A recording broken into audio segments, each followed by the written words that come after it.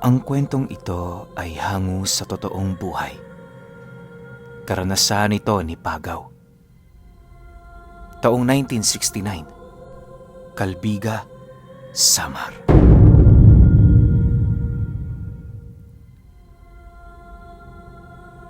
Itong mga panahong ito, merong natuklasang isang malaking kuweba itong si Pagaw sa Calbiga. Hindi yun pangkaraniwang kuweba, gawa ng meron itong malaking lagusan. Upang masigurong ligtas niyang mapapasok ang lugar na yon, nagpasya siyang humingi ng tulong sa iilan niyang mga kamag-anak. Pinuno, ang tinutukoy na kuweba dito ni Pagaw, wala nang iba kundi ang kuweba ng Calbiga. Tinatawag din itong kuweba ng Lagun Gubingob. Bilang isang manunuklas ng kuweba itong si Pagaw, hindi niya gaanong nalibot ang kabuuan ng lugar. Pero alam niya, marami itong pasikot-sikot at daanan sa loob. Sa katunayan, aksidente ang kanyang pagkakatuklas sa lagusang yon, sa kadahilanang nagkataon lang na doon siya nagpahinga matapos ang napakahabang paglalakad, bitbit ang mga panggatong na kanyang nakuha. Hindi gaanong kapansin-pansin ang lagusan nito, buhat sa mga tumubo roong mga puno at iilang matataas na damo. Nagawa lamang niya yung masilayan, gawa ng noong mga panahong yon, meron siyang naririnig na tinig na nanggagaling sa loob nito. Matapos mahawi ni Pagaw ang mga nagsisitaasang talahib, doon na tumambad sa kanya ang napakalaking lagusan ng yungib.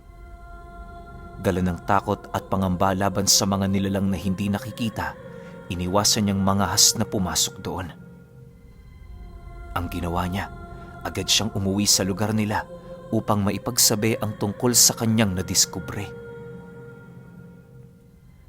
Para manatiling sikreto ang mga nalalaman noon ni Pagaw, inilahad niya lamang ang tungkol doon sa kanyang mga kamag-anak. Dahil sa may dugong antingero ang kanilang pamilya, kung kaya't ang iilan sa mga kapatid at tiyuhin niya ay kasalukuyan din noong nag-aaral ng mga lihim na karunungan. Nang maihayag niya ang tungkol sa kuwebang kanyang nakita, yon ang unang sumang-ayon na pasukin ito.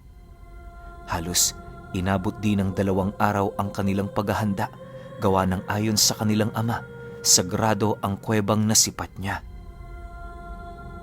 Aminado din itong matagal niya nang alamang tungkol doon, subalit pilit niya yung itinatago nang sa gayoy manatiling sikreto ang loob nito.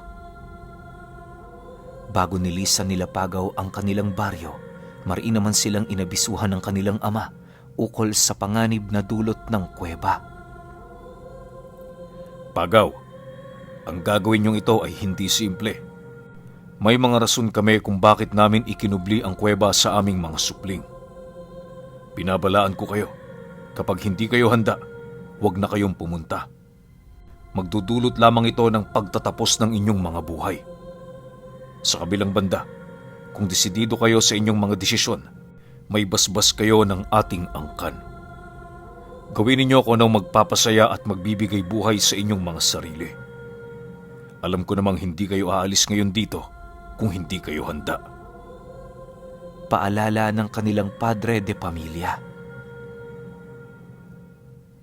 Matapos namang marinig ni Pagaw ang sinabi nito, muli niyang tinanong ang kanyang tiyuhin at mga kapatid ukol sa kahandaan nitong tuklasin ang kaloob-looban ng kuweba. Nang wala naman siyang marinig na pagtutol, minabuti na nilang umalis na. Habang binabagtas nila Pagaw noon ang daan, naging kaduda-duda naman ang kanilang mga kilos para sa mga kababaryo nilang nakakita. Gayunpaman, sa kabila ng mga bagay na yon, nanatili pa rin silang pursigido para marating ang kuweba. Makalipas lamang ang 1 oras na paglalakad, tumambad sa kanila ang mga nagsisitaasang talahib na nakapaikot dito. Halos inabot din sila ng kalahating oras sa paggagapas nito dahil sa meron yung mga matitibay na katawan. Nang medyo mahayag na sa kanila ang ganda ng lagusan, dahan-dahan naman nila yung pinasok. Nga pala, bago ko makalimutan, Binubuo ng 6 na katao ang pangkat nila Pagaw. Siya, 2 niyang kapatid at 4 niyang tiyuhin. Sa kanilang hanay, tanging siya lamang ang hindi pa gaanong dalubhasa sa paggamit ng mga buhay na kataga at mga agimat. Ngunit kahit ganoon ang kanyang sitwasyon, nanatili siyang kampante sa kadahilanang matagal na niyang alam ang kalibre ng kanyang mga kasama. Marami na rin yung napatunayan sa kanilang lugar, kagaya ng pagpaslang ng mga ito sa mga aswang, maging sa mga mangkukulam at mga mambabarang. Yung isa nga niyang tiyuhing kasama noon, halos bansagan ng matador sa kanilang lugar, gawa ng kaya nitong pumatay ng aswang sa loob lang ng 1 minuto. Sa pagpapatuloy ng kanilang pagbagtas ng daan, unang tumambad sa kanila sa loob ay ang iilang mga punong nabubuhay doon. Animoy sa bawat paghakbang na kanilang ginagawa, tila bang dahan-dahan naman silang binabalot ng pagkamangha. Hindi naglaon, nang marating na nila ang madilim na parte nito, doon na sila pa isa-isang nagsindi ng kanilang mga sulo. Sa muling pagpapatuloy ng kanilang paglalakad, bigla naman sila noong natigilan nang may tumambad sa kanilang dinaraanan na isang nichong wasak-wasak na. Sa estado nito, matagal na yung naroon sa lugar na yon, gawa ng unti-unti na yung binabalot ng baging maging ng mga damo. Habang pinagmamasdan nila ang mga ito, kabilin-bili na naman ang kanyang tiyuhin na manatiling alerto. Malakas ang kutob nito, hindi orihinal sa kuwebang yon ang nakita nilang nicho. Upang maging ligtas ang bawat isa sa kanila, minabuti nitong bumalik sa parte ng kuweba kung saan nakakapasok pa ang liwanag ng araw. Nagdesisyon rin silang magpahinga na muna roon pansamantala upang mapag-isipan ang kanilang gagawin. Makalipas lamang ang ilang minuto, nakagawa na sila ng mumunting siga sa pinakagitnang bahagi ng kanilang pinagpapahingahan. Habang pinagmamasdan nila ang paligid, naging abala naman sila sa pagpapalitan ng haka-haka ukol sa bagay na kanilang nakita. Ayon sa tiyuhin niyang namamahala sa kanilang pangkat, malakas ang kutob nito na meron doong nagtatagong pamilya ng kung anong nilalang. Yung nicho kasing kanilang nakita, kadalasan yung ginagamit ng mga taong namatayan sa baryo nila. Mismong ang tiyuhin na niya ang nagpatunay sa bagay na yon, lalo pat kaibigan din ito ang nagpapanday ng mga nicho sa kanilang baryo. Maya-maya pa, nang medyo maramdaman nilang dahan-dahan ang bumababa ang araw, nagdesisyon na silang muling humanap ng daan na maaari nilang tahakin. Para makaiwas sa mga nilalang na hindi nila inaasahan, salungat ang daang napagpasyahan nilang puntahan. Sa puntong yon, nagdala na rin sila ng tig-2 sulo upang masigurong magkaroon ng sapat na liwanag ang lugar na kanilang madadapuan. Habang binabagtas nila ang daan, kitang-kita nila Pagaw ang mga batong namumuti buhat sa pagpatak ng tubig na halos ilang siglo na doong tumutulo.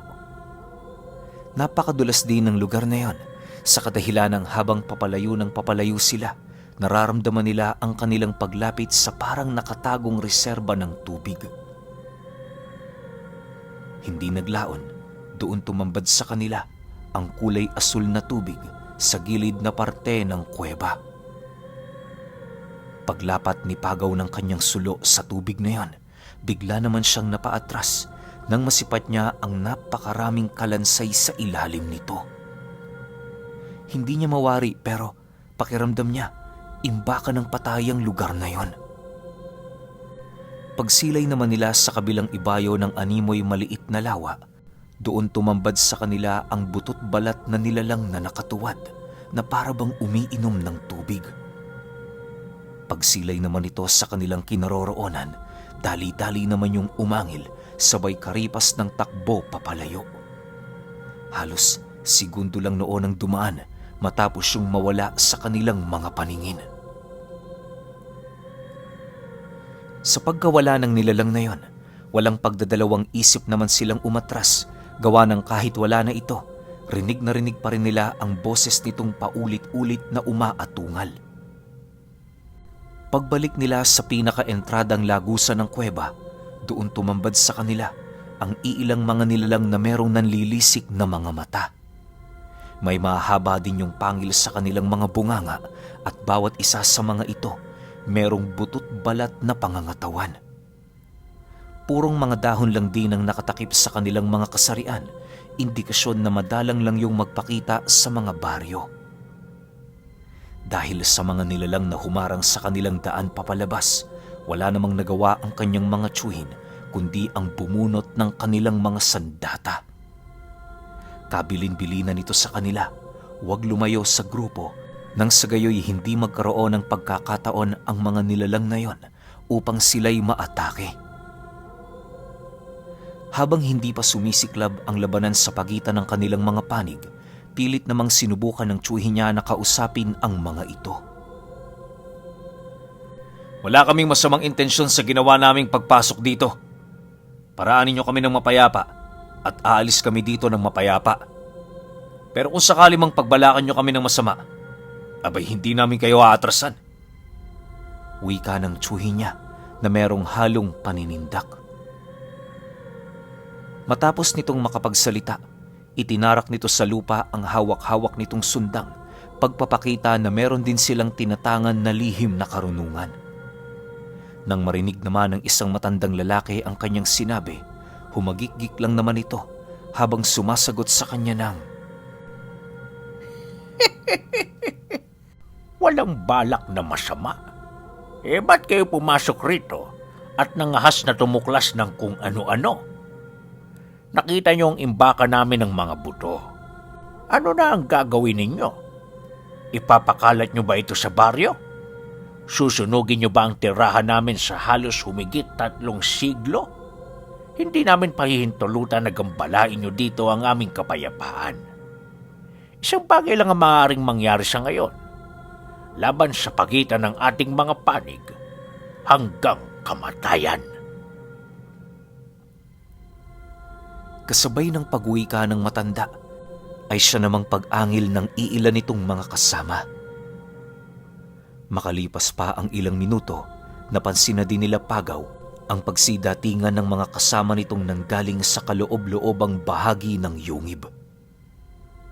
Sa isang iglap, bigla naman sila nitong nasukol na halos saan mang lugar sila lumingon, nasisipat nila ang lahat ng kamag-anak ng angkang yon. Dahil dito, wala nang nagawa ang mga tiyuhin niya kundi ang mauna sa hanay nila. Habang patuloy na pinagmamasdan ni Pagaw ang paligid, damang-dama naman niya ang kilabot ng bawat nilalang na nagmamasid. Animoy kahit anong gawin niyang pagpapanatag ng kanyang wisyo, hindi niya yun magawa-gawa buhat sa mga galit na ipinaparamdam ng mga nilalang. Makalipas pa ang ilang minuto, agad namang sumugod ang mga ito kung saan buong tapang naman yung sinalubong ng kanilang mga tiyuhin. Dahil sa pangyayaring yon, napilitan na ring tumulong si Pagaw gawa ng sa isip-isip niya kapag natalo ang mga ito katapusan na nila. Sa pagpapatuloy ng mga pangyayari, ramdam naman nila ang lakas ng mga ito. Sa kabila kasi ng kahusayan ng mga tiyuhin nila, hindi yun basta-bastang nakakaporma dahil sa dami ng kanilang mga kalaban. Maya-maya pa, unti-unti naman silang napaatras patungo sa madilim na bahagi ng kuweba kung saan bago sila tuluyang mawala sa liwanag na ibinibigay ng araw, bigla namang naantala ang digmaan dahil sa pagdating ng kanilang padre de pamilya kasama ang iilang matatandang kasapi ng angka nila. Matapos nitong makisawsaw sa labanang yon, yun naman ang naging hudyat ng kanilang grupo para matagumpay na makatakas sa lugar. Dahil dito, labis-labis naman ang kanilang pasasalamat gawa ng kung hindi dahil sa mga ito, maaaring hindi na sila makakalabas sa lugar na yon. Sa pagtungtong nila sa entradang lagusan ng kuweba, agad naman nilang binaybay ang daan papalayo rito. Sumunod na dinoon ang ama nila Pagaw kasama ang matatandang nakiisa sa pakikipaglaban. Nang marating na nila ang paanan ng yungib, doon pa lamang sila nakahinga ng maluwag. Habang nagpapahinga ang kanilang pangkat, paulit-ulit naman silang tinatawanan ng kanilang padre de pamilya dahil sa mga nangyari. Ayon dito, walang palabra de honor ang kanilang mga salita dahil sa hindi naman nila yon napanindigan. Dagdag pa nito na, noong umalis sila sa kanilang tahanan, minabuti na nitong sila'y sundan sa kadahilanang matagal na nitong alam ang tungkol sa panganib ng yungib ng kalbiga. Matapos naman itong mapag-alaman nila Pagaw, napakarami naman nilang naging tanong sa kanilang ama. Tay, di ho ba ang sabi ninyo, matagal nyo nang alam ang tungkol sa lugar na yon? Ibig sabihin, alam nyo na rin ang tungkol sa mga nilalang na nakatira doon. Ano ang mga yun, Tay? Bakit parang malayo ang kanilang mga lakas kung ikukumpara mo sa mga karaniwang aswang na napapatay nila Tiyo? Nagtatakang tanong ni Pagaw matapos nitong marinig ang kwento ng kanyang ama. Nang marinig naman ito ng kanilang padre de pamilya, ngumisilang naman ito sa kanya habang seryosong sumasagot ng, Hindi ibig sabihin na kapag aswang, may iisa lang na kalakasan. Ang mga nakalaban nyo kanina, angka ng mga sinaunang balbal. Nagmula ang kanilang mga lahi sa mga sinaunang katutubo. Sa katunayan, ang kanilang pinagpupugaran ngayon ay isa lang sa napakarami nilang sekta na nagkukubli sa iba't ibang panig ng ating bansa. Nabuo sila bilang mga nilalang na kumakain ng sariwang karne ng tao. Subalit sa pagtagal ng panahon at sa paglalim ng kanilang mga karunungan, nadiskubre nilang di hamak na magbibigay sa kanila ng lakas at kapangyarihan ang pagkain ng mga bangkay ng mga yumao. Dagdag pa ng ama nila na naniniwala ang mga nilalang na yon na ang bangkay na wala ng espiritu ay nagpapahintulot sa kanilang manakaw ang kung anong husay at talento ng naiwan nitong katawan. Dahil sa ganoong paniniwala ng angkang yon, kung kaya't sa pagtagal ng panahon, purong mga karne na ng yumao ang kanilang pinagpipiestahan. Tinipon din nila ang mga bangkay ng mga nakain nilang may alam sa karunungan nang sa gayoy hindi sila mawalan dito ng bilang. Pagtatapat pa ng kanilang padre de pamilya, matagal na nilang sinusubaybayan ng mga ito sa sementeryo tuwing sumasapit ang araw ng Huwebes hanggang Sabado. Matapos namang marinig nila Pagaw ang kwento ng mga pundasyon ng kanilang angkan, nagdesisyon na silang bumalik sa kanilang mga tahanan. Habang binabagtas nila ang daan, ipinangako naman nila sa kanilang mga sarili na kailanmay hindi na nila pupuntahan ang lugar. Nangako rin silang itago ito sa kanilang mga kakilala upang wala nang magtangkang pumasok dito sa paniniwalang may nagkukubling kayamanan sa yungib. Lumipas ang mga araw, bumalik naman sa normal ang kanilang pamumuhay. Si Pagaw noon, sa malalapit na gubat na muna nangahoy pansamantala para makaiwas. Kahit kasi alam niyang wala ng kakayahan ng mga ito na sila'y sundan, mas pinili niya pa ring sundin ang bawat payo ng kanyang ama. Inakala din niyang magtutuloy-tuloy na ang pamumuhay nila ng mapayapa, pero nagkamali siya. Isang gabi, habang nag-iinuman sila sa labas ng kanilang bahay, merong dumating na mga panauhing nakasuot ng mga bahag. Paglapit nito sa bakod ng kanilang bakuran, agad naman silang napatigil sa kanilang ginagawa para pagmasdan ng mga nilalang. Nang maramdaman ng tsuhi niya ang presensya ng mga balbal sa katawan ng mga ito, dali-dali naman nilang dinukot ang kanilang mga armas upang magsipaghanda.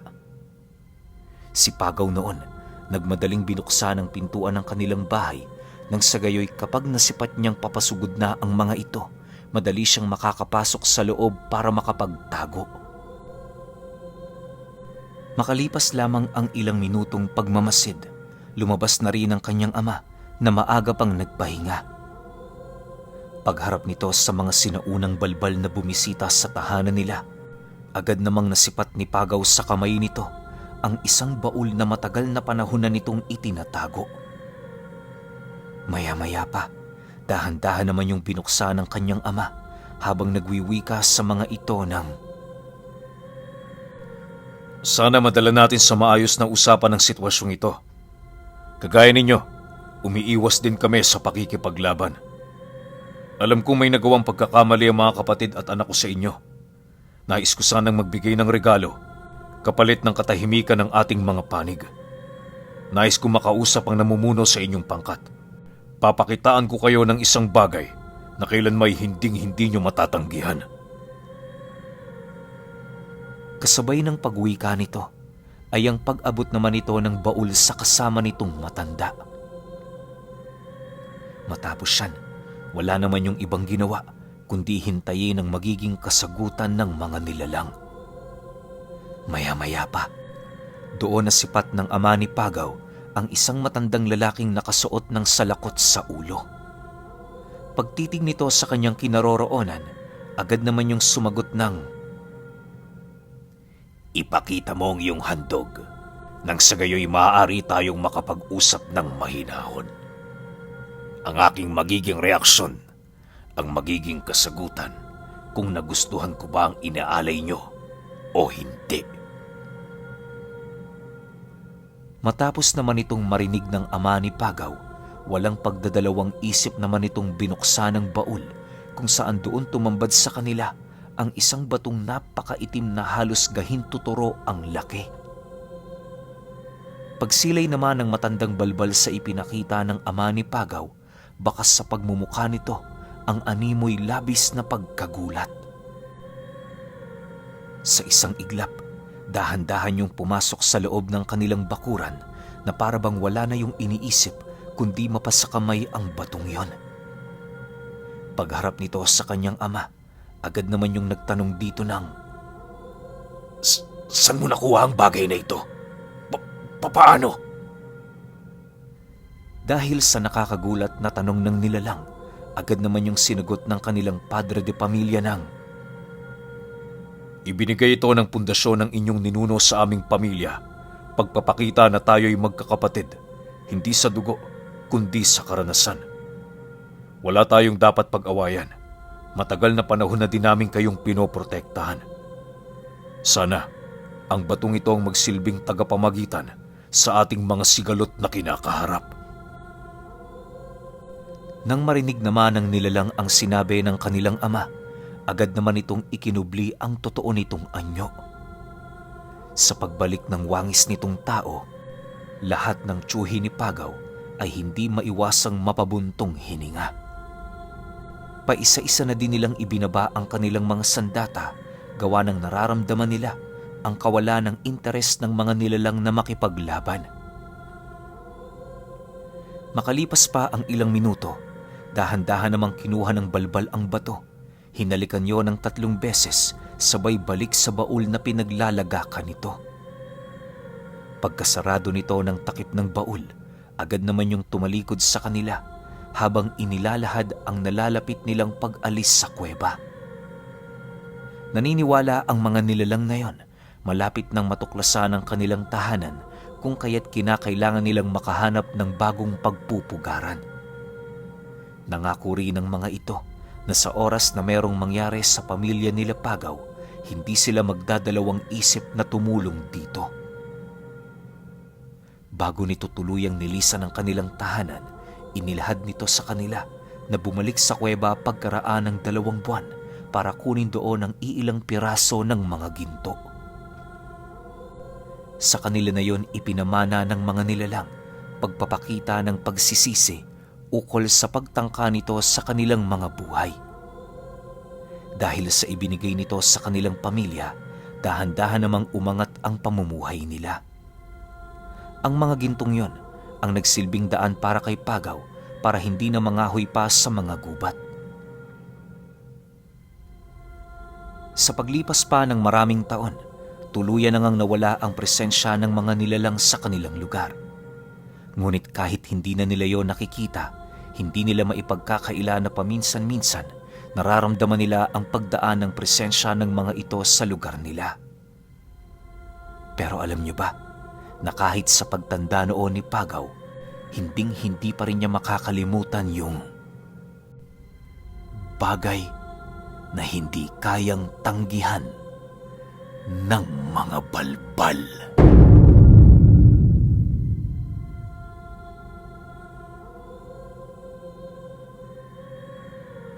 Okay, opinion ko sa kwento.